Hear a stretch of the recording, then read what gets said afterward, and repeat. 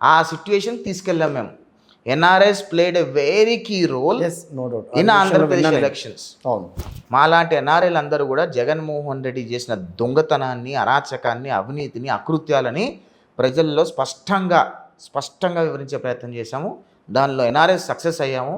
అంటే మా వల్లనే కాదు, 2,000 మంది దాకా అక్కడి నుంచి ఇక్కడికి వచ్చి వివిధ జిల్లాల్లో పర్యటించి అందరినీ కూడా జాగృతం చేసే ప్రయత్నం చేశారని చెప్పి విన్నాను. 3 లక్షల మంది ఎన్ఆర్ఐలు డైరెక్ట్గా ఓటేయడానికి వచ్చారు.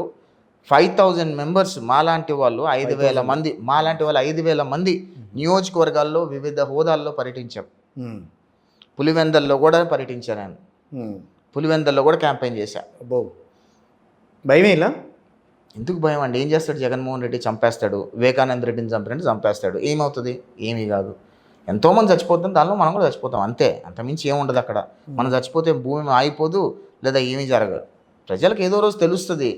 నేను తెలిసింది అనుకున్నా, నేను చావుకి ఏ రోజు భయపడలేదండి. రాజశేఖర రెడ్డి చూసే వాళ్ళకి, ఇప్పుడు నేలాంటి వాడికి ఎవరికైనా చూసే వాళ్ళకి మీ వీడియోలు చూసిన తర్వాత అనిపిస్తూ ఉంటుంది, ఎందుకు ఇంత చాలా కసిగా మాట్లాడుతున్నారు గవర్నమెంట్ మీద, ఎందుకు అంత అగెనిస్ట్గా వస్తోంది, జగన్మోహన్ రెడ్డి నిజంగా అన్ని తప్పులు చేశాడా అన్న అనుమానం అయితే కలుగుతుంది కదా.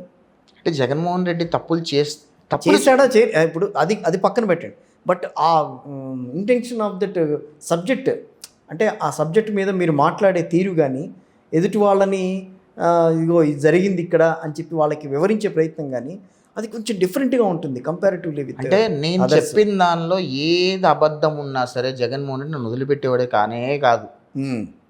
ఒక్క అబద్ధం ఉన్నా అది కరెక్ట్. నేను ప్రాపర్గా నేను ఏది మాట్లాడినా, ఏ ఇన్ఫర్మేషన్ బయటికి తీసుకొచ్చినా నా టీం మొత్తం అది రివ్యూ చేసి, నాకు ఒక టీం ఉంది, ఆ టీం మొత్తం రివ్యూ చేస్తారు. దాని ఫ్యాక్ట్స్ అన్ని తెప్పించుకుంటాం. ఆ ఫ్యాక్ట్స్ అన్ని తెలిసిన తర్వాతనే నేను ఆ డిస్కషన్ గురించి మాట్లాడతా, టాపిక్ గురించి మాట్లాడతా. ఏదో అవలీలుగా జస్ట్ ఇట్లా మాట్లాడి జగన్మోహన్ రెడ్డి లాగా గుడ్డగాల్సి మొహం మీద వేసి నువ్వు కడుక్కో అనే బ్యాచ్ కాదు మాది. వాస్తవాలతోనే మాట్లాడాము. నా టీం 13 మంది ఉంటారండి. 13 కేసులు పెట్టాడు కాబట్టి 13 మందిని పెట్టుకున్న టీంలో. ఆ నెంబర్ వచ్చిందని. సో ఎడిటర్స్ దగ్గర నుంచి కంటెంట్ రైటర్స్ దగ్గర కంటెంట్ గ్యాదరింగ్ వరకు చూసుకొని, ఆ డ్యూ డెలిజెన్స్ చేసుకొని, ఏ నియోజకవర్గాల్లో ఏం అరాచకం జరిగింది, అది వాస్తవం కాదా, ఆ ఫ్యామిలీ ఏంటి, ఆ ఫ్యామిలీ బ్యాక్గ్రౌండ్ ఏంటి, ఎందుకు జరిగింది, ఇది పొలిటికల్గా జరిగిందా లేకపోతే పర్సనల్గా వాళ్ళ ఫ్యామిలీ మీద జరిగిందా, ఇవన్నీ తెలుసుకున్న తర్వాత మాట్లాడతాం. ఈ రోజు వరకు నేను మాట్లాడిన సబ్జెక్ట్లో ఏ సబ్జెక్ట్ మీద కూడా వైసీపీ వాళ్ళు దాన్ని కండెమ్ చేయలేకపోయారు. ఆఖరికి జగన్మోహన్ రెడ్డి సోషల్ మీడియాలో కూడా నేను మాట్లాడిన కంటెంట్ మీద నాతో ఫైట్ చేయలేక, ఇలాంటి ఎన్ఆర్ఐలు కొంతమంది అటు లండన్లో, అటు పక్కన వైసీపీకి సంబంధించి అమెరికాలో కూడా కొంతమంది ఉన్నారు. కొంతమంది వాళ్ళు కూడా వ్యతిరేకించారు కదా, కొన్ని సందర్భాల్లో మిమ్మల్ని ఏమైనా వ్యతిరేకించారా? ఏం లేదా? నేను చెప్పిన కంటెంట్ మీద ఏ రోజు కూడా లేదు నువ్వు చెప్పేది తప్పు, ఇది వాస్తవం ఎక్కడ పెట్టలా. నా మీద పర్సనల్ అటాక్ చేయడం మొదలు పెట్టారు తప్పితే, నేను చెప్పింది తప్పు, వాస్తవం ఏంటో చెప్పండి అంటే వాస్తవం చెప్పరు. ఓకే, అర్థమైందా? మీరు వాస్తవం ఏంటో చెప్పండి ప్రజలకి. నేను చెప్పింది అబద్ధం జగన్మోహన్ రెడ్డి మీద, సరే మీరు వాస్తవం ఏంటో చెప్పండి. వాస్తవాలు చెప్పకుండా నా తల్లిని, నా ఇంట్లో వాళ్ళని, నా ఇంట్లో ఆడవాళ్ళని అందరిని ఇష్టం వచ్చినట్టు బూతులు తిడుతూ, వాళ్ళ ఫోటోలు మార్ఫింగ్లు చేస్తూ, నాటకాలు చేసి చిత్రహింసలు పెట్టే ప్రయత్నం చేశారు. ఎక్కడా వెనుకడగలేదు. ఖచ్చితంగా. ఎన్నాళ్ళు సాగింది ఈ రకమైన? చాలా, ఐ థింక్ 4 years నేను చాలా సఫర్ అయ్యా జగన్మోహన్ రెడ్డి వల్ల. 4 years సఫర్ అయ్యా నేను. ఖచ్చితంగా నా కుటుంబ సభ్యుల మీదే కాదు, తెలుగుదేశం పార్టీలో ఉన్న మహిళల మీద, జనసేన పార్టీలో ఉన్న మహిళల మీద ఎవడెవడైతే ఫేస్ మార్ఫింగ్లు చేసి, ఎవడెవడైతే బూతులు రాసి, ఎవడెవడైతే పిచ్చి పిచ్చి వేషాలు వేశారో జగన్మోహన్ రెడ్డి ప్రభుత్వంలో, వాళ్ళలో ఎవరిని వదిలిపెట్టను నేను.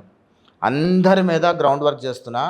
అందరినీ లీగల్గా లాక్ చేసి, అందరినీ లీగల్ ఎంటిటీలో వాళ్ళకి శిక్షలు పడేలాగా తప్పకుండా చేస్తా.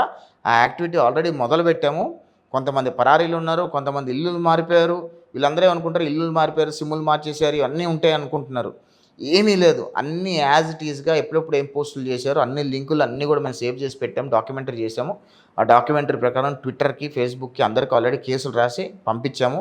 ఆ ఎవిడెన్సెస్ రాగానే, ఆ యాక్టివిటీ అవ్వగానే వీళ్ళందరినీ లీగల్ ఎంటిటీలోకి తీసుకొచ్చి లీగల్గా ఫామ్ అయిపోయింది కదా మీకు.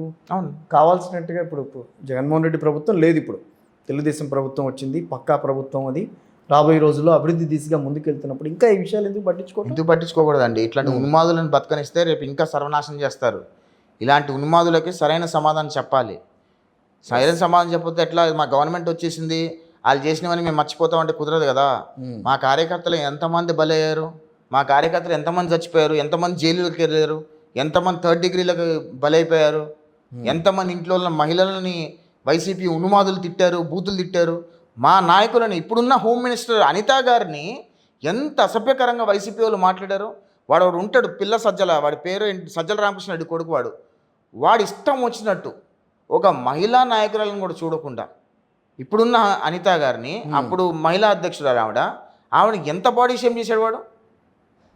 పంచుమతి అనురాధ గారిని ఎంత నీచంగా మాట్లాడారు, మహిళలను ఎంత దారుణంగా చిత్రీకరించారు.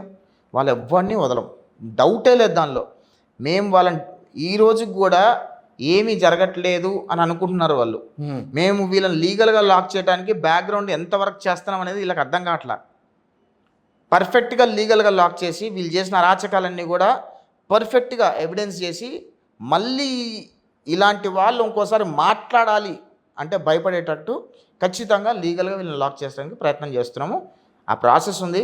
లోకేష్ గారు ఆల్రెడీ దాని మీద వర్క్ చేయమని చెప్పారు.